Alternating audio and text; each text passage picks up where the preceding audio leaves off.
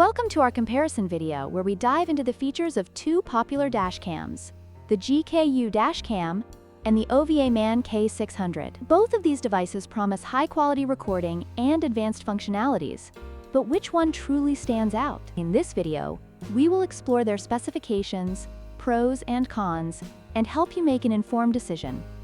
Let's get started.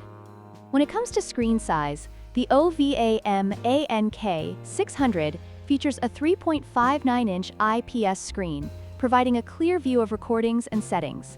In contrast, the GKU dashcam does not have a built-in screen, which may require users to rely solely on their smartphone app for viewing footage. This difference can significantly affect user experience, especially when adjusting settings or reviewing recordings.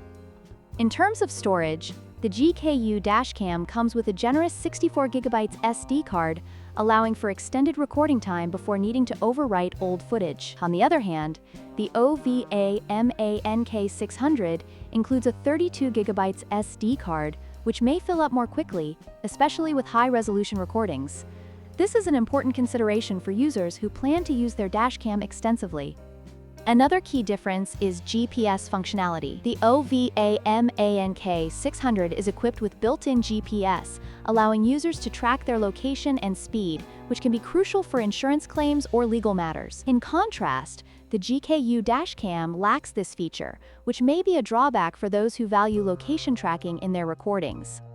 In conclusion, both the GKU dashcam and the OVAMAN K600 offer solid features for drivers looking for reliable dashcams. The GKU provides a larger storage capacity and a compact design, while the OVAMAN excels with its built-in screen and GPS functionality. Depending on your specific needs, one may suit you better than the other.